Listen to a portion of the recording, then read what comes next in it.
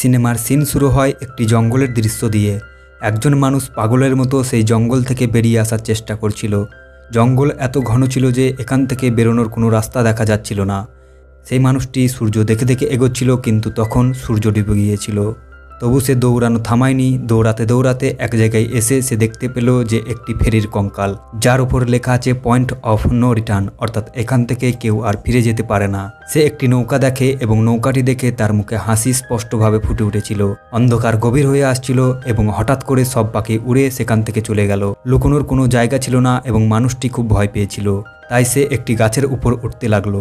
দুর্ভাগ্যবশত সে এত উঁচু গাছ থেকে পড়ে গেল। বেহুশ হওয়ার আগে আমরা দেখি কেউ তাকে টেনে নিয়ে যাচ্ছে, তবে কে টানছিল তা দেখানো হয়নি। তবে সেই ব্যক্তির যন্ত্রণাদায়ক চিৎকার আমরা শুনতে পাই।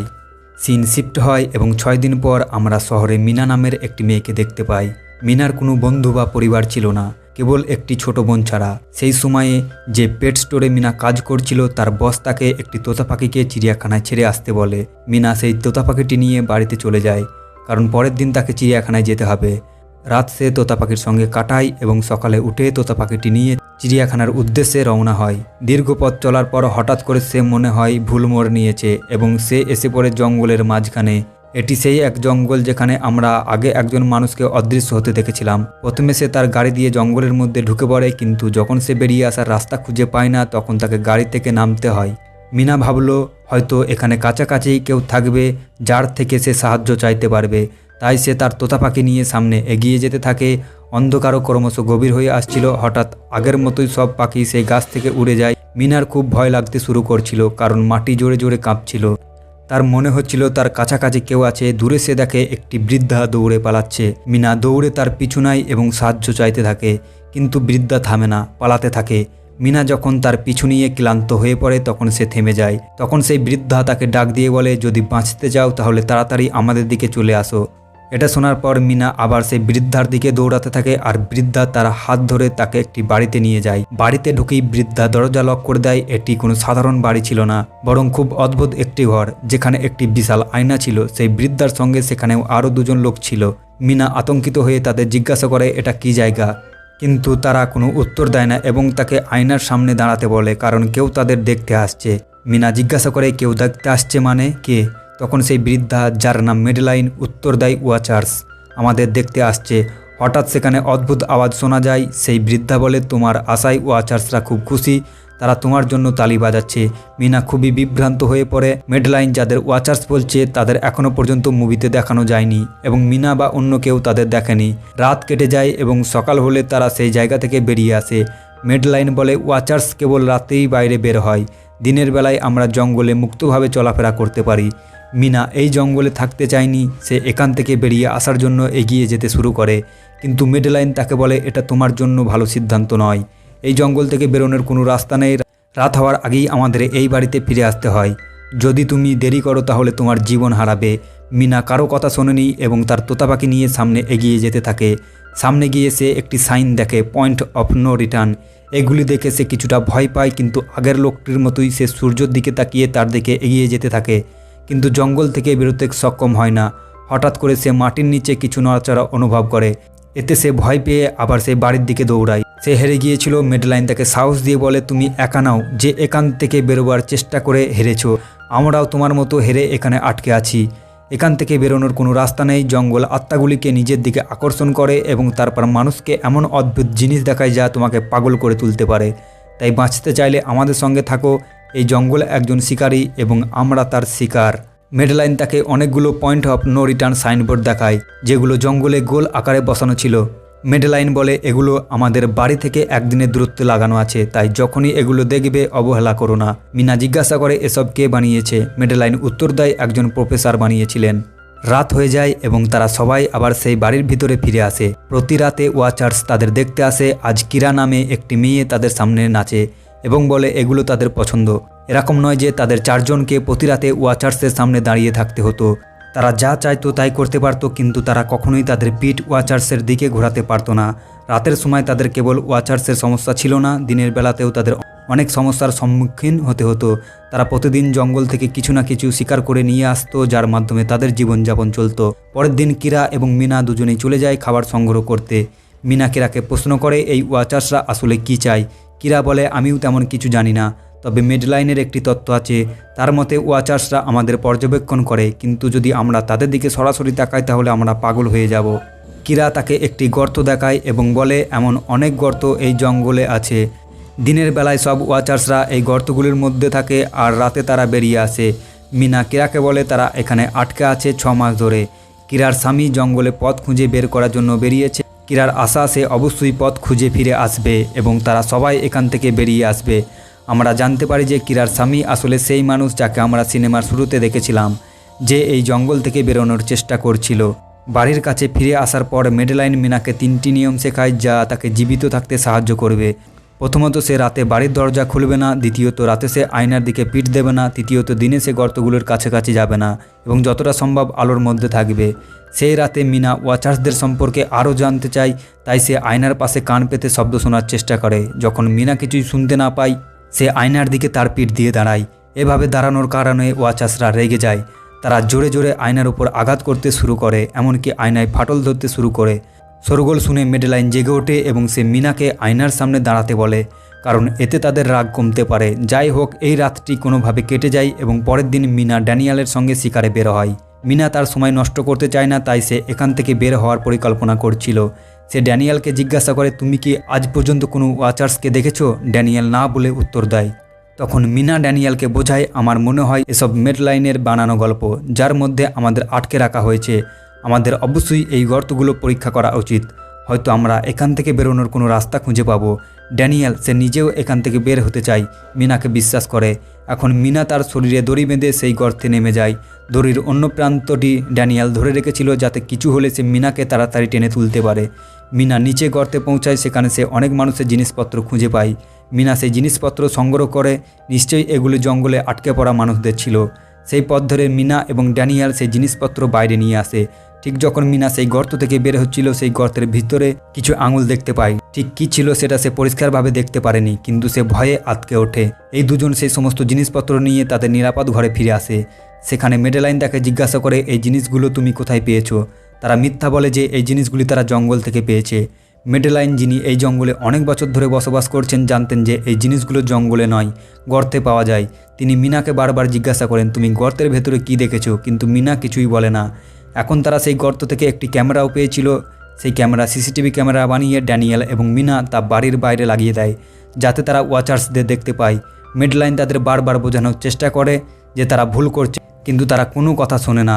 আজ তারা ওয়াচার্সদের অপেক্ষায় বসেছিল, যাতে তারা তাদের দেখতে পায়। এখনও পর্যন্ত ওয়াচার্সরা আসেনি, কিন্তু আজ তাদের সঙ্গে কিছু অদ্ভুত ঘটে। তাদের দরজায় কেউ কড়া নাড়ে। তারা ক্যামেরার মাধ্যমে দেখে যে সেখানে কিছু মানুষের পা দেখা যাচ্ছে। বাইরে যে ছিল সে কিরার স্বামীর কণ্ঠে কথা বলছিল। কিরা ভেবেছিল যে তার স্বামী হয়তো এখান থেকে বেরোনোর রাস্তা খুঁজে পেয়েছে। সে দ্রুত উঠে দরজা খুলতে যায়, কিন্তু মেডলাইন তাকে থামিয়ে দেয় এবং বলে, তুমি এই দরজা খুলতে পারবে না। আমি জানি ও তোমার স্বামী নয়। কিরা মেডলাইনের কথা বিশ্বাস করে না, তাই মেডলাইন বলে, তুমি পরীক্ষা করো, তাকে এমন কিছু জিজ্ঞাসা করো যেটা তুমি বা তোমার স্বামী জানে। কিরা বাইরের মানুষটিকে একটি বই সম্পর্কে প্রশ্ন করে, যার উত্তর তার জানা উচিত ছিল, কিন্তু যখন বাইরে দাঁড়িয়ে থাকা মানুষটি কোনো উত্তর দেয় না, তখন তারা বুঝতে পারে এটি একটি ওয়াচার্স। তখন তারা দরজা খুলে না। ওয়াচার্সরা তাদের লাগানো ক্যামেরা ভেঙে দেয়। সব ওয়াচার্স এখন রেগে গেছে। তারা তাদের বাড়ির বাইরে লাগানো আয়নাটিও ভেঙে ফেলতে চাইছিল, কিন্তু তারা সবাই আয়নার সামনে দাঁড়িয়ে যায়। তাদের এমনটা করার পর ওয়াচার্সরা আয়না ভাঙা বন্ধ করে দেয় এবং তাদের আক্রমণ করতে আসে না। সেই রাত তাদের জন্য অনেক বিপদের মধ্যে দিয়ে গিয়েছিল, তাই ড্যানিয়েল এবং মিনা সিদ্ধান্ত নেয় তারা মেডলাইনকে সত্য বলবে যে তারা গর্তে গিয়েছিল। এটা শুনে মেডলাইন খুব রেগে যায়, কারণ তারা একটি নিয়ম ভঙ্গ করেছিল। মেডলাইন সেই গর্ত থেকে আনা সব জিনিস তুলে নিয়ে গর্তে ফেলে দেয়। এখন মিনা চাইতেও এখানে থাকতে বাধ্য হয়।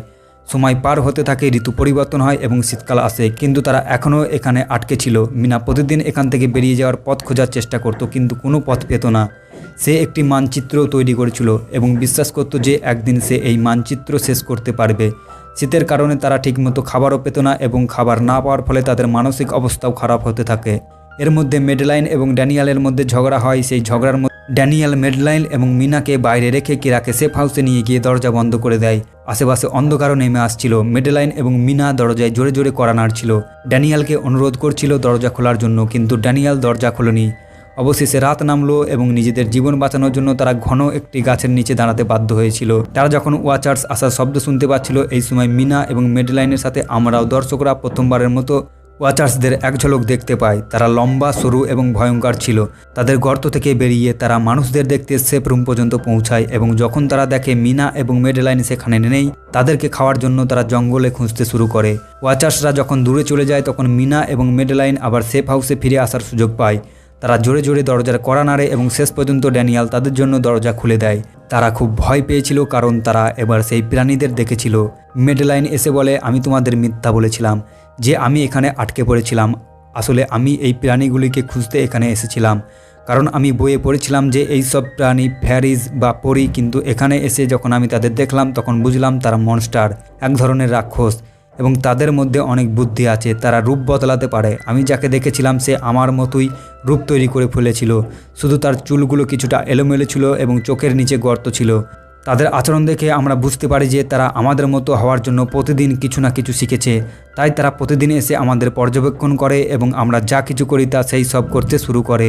তাদের কথাবার্তার মধ্যে আবার দরজায় কড়া নাড়া শব্দ শুরু হয়।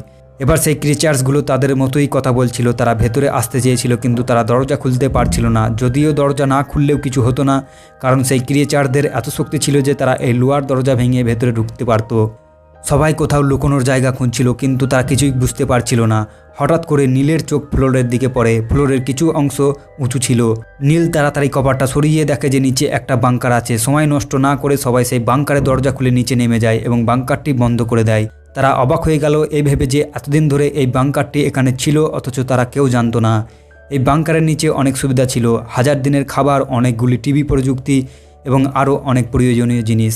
মিনা জানতে চেয়েছিল এই জায়গা কে তৈরি করেছে, তাই সে কম্পিউটারটি চালায়। যদিও এতে ইন্টারনেট ছিল না, তবে অনেক ডেটা সংরক্ষিত ছিল। সেটা খুললে তারা জানতে পারে যে এই জায়গা ডক্টর মার্টিন তৈরি করেছিল। ডক্টর মার্টিন আসলে একজন অধ্যাপক ছিলেন যিনি এই ক্রিয়েচার্সদের সম্পর্কে জানতেন এবং তাদের নিয়ে গবেষণা করতে চেয়েছিলেন। এই জন্য তিনি এই বাংকার তৈরি করেছিলেন। তিনি এই বাংকারে থাকতেন এবং টাকার প্রলোভন দেখিয়ে অন্য মানুষদের এখানে নিয়ে আসতেন। রাতের বেলায় তিনি তাদের উপর ঘরগুলিতে রেখে নিজে এই বাংকারে লুকিয়ে পড়তেন। তারপর সেই মনস্টাররা এসে তাদের খেয়ে ফেলতো। ডক্টর মার্টিন তার গবেষণায় বলেছিলেন যে এই ক্রিয়েচাররা কোনো মনস্টার নয়, বরং আসলেই তারা ফেয়ারিজ বা পড়েছিল, যারা একসময় মানুষের সঙ্গে থাকতো, কিন্তু পরে মানুষ তাদের সঙ্গে বিশ্বাসঘাতকতা করে এবং তাদের জঙ্গলে ফাঁদে ফেলে পালিয়ে যায়। অনেক বছর মাটির নিচে থাকার কারণে তাদের জাদু এবং ডানাগুলি হারিয়ে যায়। ডক্টর মার্টিন তার গবেষণায় এক বিশেষ ফেয়ারি খুঁজে পান যে দিনের আলোতেও গর্ত থেকে বেরিয়ে আসতে পারত এবং সে ভালো ছিল। সে ডক্টর মার্টিনকে মারে না। ডক্টর মার্টিন তাকে এখানে নিয়ে আসেন। সেই ফেয়ারি মার্টিনের সঙ্গে থেকে সব কিছু শিখে নেয়। তবে কিছুদিন পর তাদের মধ্যে ঝগড়া হয়। কম্পিউটারে অনেক ভিডিও ছিল এবং প্রতিটি ভিডিওটিতে ডক্টর মার্টিন কিছু না কিছু বলেছিলেন। মিনা শুধু জানতে চাইছিল যে শেষ পর্যন্ত কি হয়েছিল, তাই সে শেষ ভিডিওটি চালায়। তাতে দেখতে পায় ডক্টর মার্টিন নিজেকে এবং সেই ফেয়ারিকে মেরে ফেলতে চেয়েছিলেন। মৃত্যুর আগে তিনি এই জঙ্গলে আটকে পড়া মানুষদের জন্য এখান থেকে বেরিয়ে যাওয়ার পথ বলে দেন। তিনি বলেন সন্ধেবেলায় যেদিকে পাখিরা উড়ে যায় সেই দিকে গেলে তারা এই জঙ্গল থেকে বেরিয়ে যেতে পারবে। তার এই রেকর্ডেড মেসেজ তিনি বলেন, যদি কেউ এই জঙ্গল থেকে বেরিয়ে যেতে পারে তবে ইউনিভার্সিটিতে গিয়ে আমার সব গবেষণা ধ্বংস করে দেবে। কিছু রহস্য থাকাই উচিত। আমি এখানে এসে অনেক বড় ভুল করেছি। আমি সেই পৃথিবী তৈরি করতে পারিনি যার স্বপ্ন দেখেছিলাম। আমি মানুষ এবং ফ্যারিসদের একসঙ্গে রাখতে পারিনি। তবে আজ রাতে তাদের মন অনেক হালকা ছিল, কারণ তারা বাইরে বেরিয়ে যাওয়ার পথ খুঁজে পেয়েছিল। সবাই এখন বাংকার থেকে বেরিয়ে আসে এবং দেখে যে তাদের সেফ হাউস ওয়াচার্সরা পুরোপুরি ধ্বংস করে ফেলেছে। তারা এখন জঙ্গল থেকে বেরিয়ে যাওয়ার পথে বসে পড়ে। সেই পাখিরা যাদের সম্পর্কে অধ্যাপক বলেছিলেন সন্ধ্যায় উড়ে যাওয়ার কথা ছিল, কিন্তু তাদের সন্ধ্যা নামার আগেই জঙ্গল থেকে বেরোতে হবে। তাই মিনা তার তোতা পাখিটি ছেড়ে দেয়। পাখিটি যেদিকে উড়ে যায় তারাও সেদিকে হাঁটতে শুরু করে। হাঁটতে হাঁটতে তারা একটি কবর খুঁজে পায়। মেডেলিন সেই কবর দেখে বলে যে একসময় এই ফেয়ারিজরা মানুষদের সাথে থাকতো, কিন্তু মানুষ তাদের সঙ্গে খুবই খারাপ ব্যবহার করেছিল এবং তাদের বিশ্বাসঘাতকতা করে এখানে এই জঙ্গলে ফেলে রেখে চলে গিয়েছিল। যেহেতু এই ফেয়ারিজরা তাদের ডানা এবং জাদু হারিয়ে ফেলেছিল, তাই তারা আবার কখনো জঙ্গল থেকে বেরিয়ে যেতে পারেনি। হাঁটতে হাঁটতে তারা একটি নদীর কাছে পৌঁছায়। অবশেষে এই নদীর মাধ্যমে তারা এই জঙ্গল থেকে বেরিয়ে যেতে পারবে। সন্ধ্যাও হয়ে গেছে এবং সেই ফেয়ারিজ অর্থাৎ ওয়াচার্সরা মাটির নিচ থেকে বেরিয়ে আসতে শুরু করে। তার আগেই তারা ডক্টর মার্টিনের নৌকায় উঠে দূরে চলে যায়। কিন্তু ড্যানিয়াল তার সঙ্গী জনকে খুঁজে পায়। সে আহত অবস্থায় ছিল। ড্যানিয়াল তাকে সাহায্যের জন্য এগিয়ে আসে। বাকিরা তাদের নৌকায় বসে পড়ে, কিন্তু ড্যানিয়াল ফিরে আসার আগেই তারা দেখে ড্যানিয়াল যাকে সাহায্য করতে যাচ্ছিল সে আসলে মানুষ নয়, বরং একজন রূপ পরিবর্তনকারী ফেয়ারি। যে এখন ড্যানিয়েলের রূপ নিয়ে তাদের সামনে দাঁড়িয়ে আছে। তারা ড্যানিয়েলের জন্য কিছুই করতে পারে না, কারণ সেই ফেয়ারি ড্যানিয়েলের কপালে একটি চিহ্ন এঁকে তাকে মেরে ফেলে। তারা বুঝতে পারে যে ফেয়ারিজরা এই নদী পার হতে পারে না। অবশেষে তারা নদী পার হয়ে শহরে পৌঁছে যায়। এরপর সিন শিফট হয়ে যায় এবং দেখা যায় মিনা যখন ডক্টর মার্টিনের নির্দেশ অনুযায়ী তার বিশ্ববিদ্যালয়ে এসে তার সমস্ত ডেটা ধ্বংস করতে চায়, কিন্তু ডেটা মুছে ফেলার আগেই সে জানতে পারে যে হাজার হাজার বছর আগে যখন মানুষ ও ফেয়ারিজ একসঙ্গে থাকতো তখন তাদের মধ্যে বিয়ে হতো, এমনকি তাদের সন্তানও হতো, যাদের হাইব্রিড বলা হতো। এখানে সে আরও জানতে পারে যে মেডেলিন, যাকে তারা জঙ্গলে পেয়েছিল, সে আর কেউ নাই বরং অধ্যাপকের স্ত্রী ছিল। মিনা বিভ্রান্ত হয়ে পড়ে যে মেডেলিন কেন তাকে এসব কথা বলেনি। এই বিভ্রান্তি ভাগ করে নেওয়ার জন্য সে কিরার কাছে যায় এবং তাকে জানায় যে আমরা জঙ্গলে যাকে মেডেলিন বলে পেয়েছিলাম সে আসলে ডক্টর মার্টিনের স্ত্রী ছিল, কিন্তু সে আমাদের এই সত্য বলেনি কারণ সে একজন মানুষ ছিল না, বরং একজন বহুরূপ পরিবর্তনকারী ফেয়ারি ছিল। এটা শুনে কিরা অবাক হয়ে যায়। আসলে অনেক বছর আগে ডক্টর মার্টিনের স্ত্রী মেডেলিন ফুসফুসের ক্যান্সারে মারা গিয়েছিল। অধ্যাপক তাকে খুব ভালোবাসতেন এবং সবসময় সাথে থাকতে চাইতেন। এরপর ডক্টর মার্টিন রূপ পরিবর্তনকারী ফেয়ারিজদের সম্পর্কে জানতে পারেন এবং তার স্ত্রীর ছবি দেখে সেই ফেয়ারিকে মেডেলিনের মতো তৈরি করেন। মিনা যখন এসব কথা বলছিল তখন হঠাৎ বুঝতে পারে যে সে এসব কথা কিরাকে নয় বরং মেডেলাইনকে বলছে। তখন সে কিরার রূপ ধারণ করেছিল। প্রকৃত কিরা সেখানে এলে মেডেলিন তাকে অচেতন করে দেয় এবং এরপর সে মিনাকে হত্যা করার জন্য এগিয়ে আসে, যাতে তার গোপনীয়তা গোপনই থাকে। মিনাকে মারার আগে সে বলে, আমি ছিলাম একমাত্র যে এই জঙ্গলে অন্যদের থেকে আলাদা, তাই পরীরা আমাকে উপহাস করত। আমি দিনের বেলাতেও বেরিয়ে আসতে পারতাম। এই রাগের কারণেই তারা আমাকে সেখান থেকে বের করে দেয়।